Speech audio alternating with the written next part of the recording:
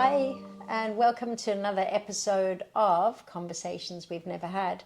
Today we wanted to think a bit more about leadership and what leadership means to us and how we really think leaders should be in the space of activism and child sexual abuse. So, Gemma, I wanted to ask you, what does leadership feel like for you? What should it look like and what does it look like? Ooh, big questions. Yes, I want to put you right in there. Okay, what does it feel like? It feels creative, Yeah. and freeing. It feels big and heavy, like a responsibility. It feels like a privilege that is so hard fought, but it's also a huge vulnerability to be responsible, I think. The sense of responsibility brings up a lot when you have lived experience, because so often you feel responsible for everything that has happened and everyone in your life and their reactions, and then you are responsible for everything that comes after. So to take responsibility in that sense and try to put that into action in a leadership role, whichever level in an organisation that you sit in, is always going to be a tension. Yeah. Because it's incredible to have gotten to a place where you think that maybe you can work alongside people to create change, but it's also a big responsibility. Well, also people struggle with change. So I think that's a tough one, because if you, I thought it was interesting you were talking about creativity as a leader, and I wanted to hear more about that, because I think sometimes leadership in this space, people don't think of it as creative. So I wanted to hear more about that. Well, I think creativity is central to healing, and creativity has been like one of the biggest strands in my ability to just survive, really. And I think as leaders working in the space, creativity is an incredible tool, not only because creativity is needed for healing for children and young people, particularly when it's difficult to voice this experience, and the pain and the experience can be voiced through creativity. So if we hold on to creativity as a central asset of the work that we do together, then it's thinking about how that can radiate out in your own leadership style or in your own organisation. I would say I'm a really creative person, just generally, but a lot of leadership is about solving problems and coming up against really difficult challenges, whether that's managing a team or thinking about how to find funding for charities in a different or creative way, or how to hold a conversation with kindness but also needing to hold a firm boundary. I think that takes a real degree of creativity. Absolutely. Because it's a really hard line to walk, and change is hard in organisations like what we work in, because one of the foundations is a need for stability, and yet we work in a system that doesn't enable that. I have another question for you. I feel like, hello, Gemma, I'm interviewing you today, but I'm really curious how you use your lived experience as a CEO in a space like this. Yeah, that's interesting. I think it took me a really long time to be visible and say I have lived experience, and that's why I'm passionate and motivated about the work. I don't know that I use it in every single day experiences, so I'm never talking about the detail of my experience. Yeah. I'm very, very rarely thinking about me as an individual and the impact on me. What I'm feeling is that it gives me an insight and a knowledge and an understanding of my own experience that is not the same as everybody else's, but that gives me a level of understanding about sexual abuse that can help me to maybe navigate some of the complexities of running an organisation. So for me, it's like it's a skill set, actually, like being able to use the experiences well to help navigate some of the challenges of running an organisation where we're working with this every day. Yeah. I think leadership for me in this space is not being broken in your own story.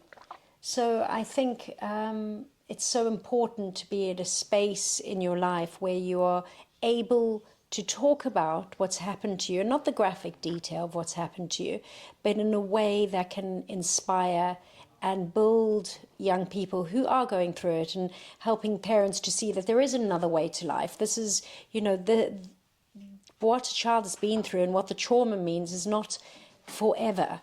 You do live with it forever, but it doesn't have to break you down, and that doesn't have to be your main story. So leadership for me is about talking about the other parts of the story, which is really at the forefront of the work that I do. So yes, I am a survivor of child sexual abuse. Yes, it has defined most of my life, and how I live with it now is by talking about the other things in my life as well, because that's the possibility for everyone that has gone through trauma. I also think leadership is being able to be organic and malleable, to be able to move in different rooms and be able to have conversations with people that are different to you and have different views, and not see it as confrontational, but to see it as communicative, that you can both grow from each other. So I think leadership should always be about wanting to grow, wanting to maybe learn to see things differently, and being vulnerable. I had an interesting thing the other day where someone was saying people don't show vulnerability because it shows weakness, whereas I think for me vulnerability is my greatest strength, and the two can be equal. So can many things in our lives when we've been through trauma, but my goodness, my vulnerability has really helped me in this space because it sits in a truth, and that doesn't mean I'm less strong. It just means that I'm honest about the journey, which is incredibly hard. I think that's such an important point to make, because being a leader isn't about always being the perfect role model or having your walls high and everything having to be okay all of the time for everybody else. It is about letting in the vulnerability and letting people know that you are a person. But I think also that has to be really carefully balanced, because there are days where you can come in and say, oh, I'm finding this difficult today, I'm just going to take a step back, or let's explore what's really difficult in this for you or for me.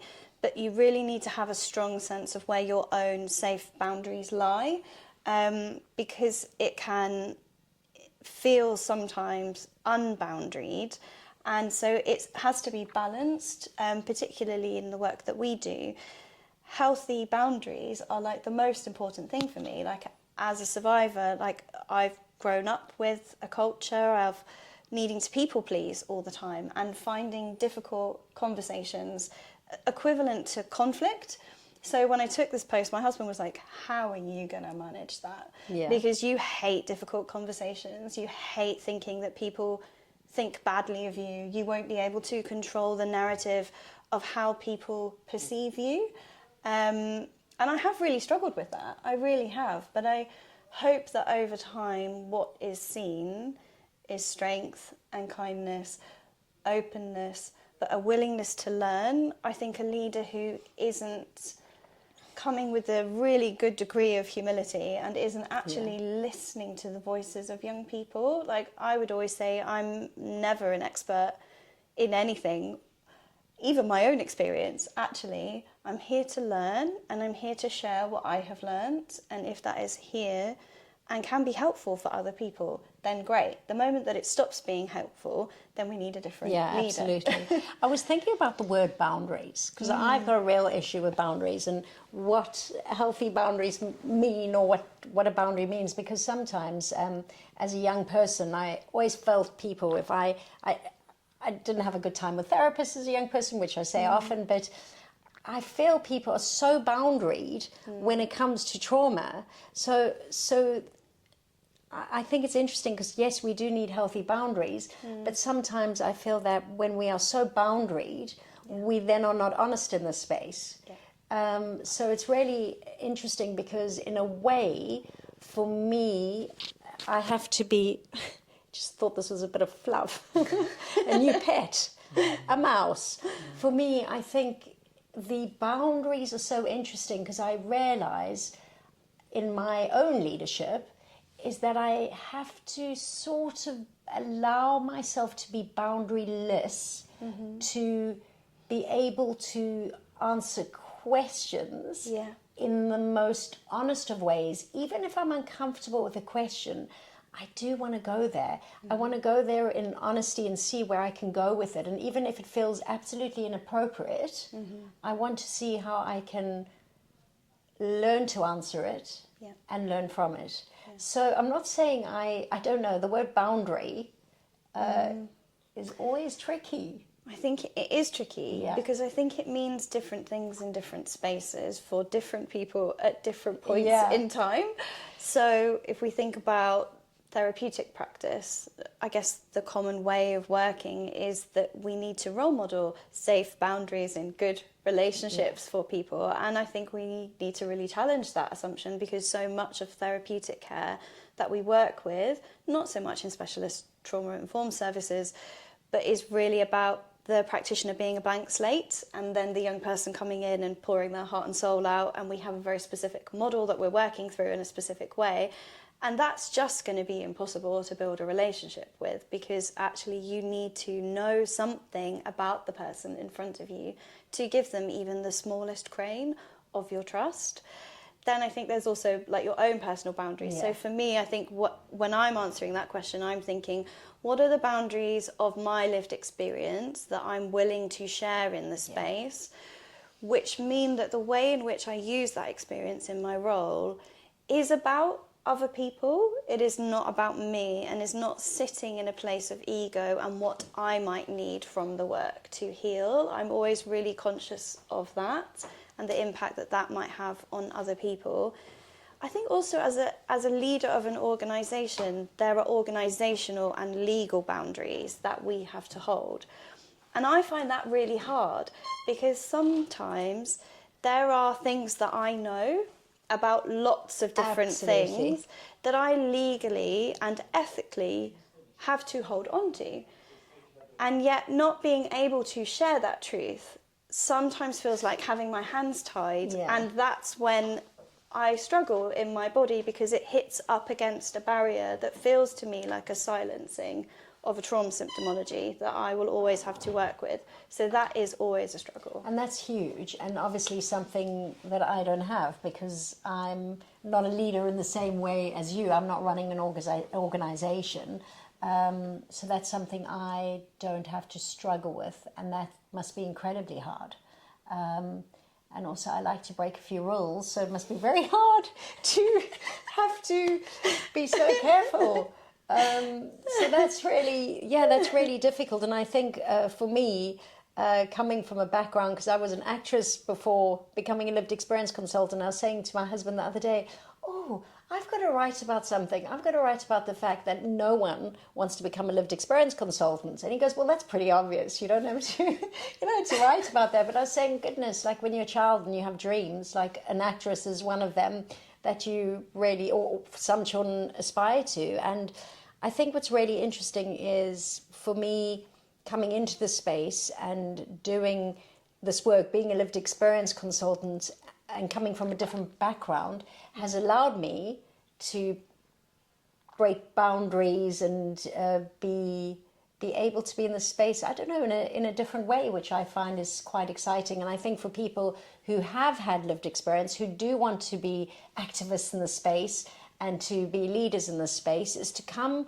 with your own character, to come with who you are, to come with your nature and your creativity, and start with that. Like you said at the very beginning, is sometimes you don't have a voice for the trauma, but a painting that you've done might be the voice that you want to show, or a photo, or something that you have created. And that's how we both see leadership. Leadership is not always about being the CEO of a company, or leadership sometimes is the small things. And I know in our podcast you spoke about leading in the cup of tea that you're making. Absolutely. Leadership for me is being able to make your own choices whatever that happens to be, whether that is making a cup of tea, standing on a stage, reading a poem, making beautiful friendships, leading your own life with confidence and love and care.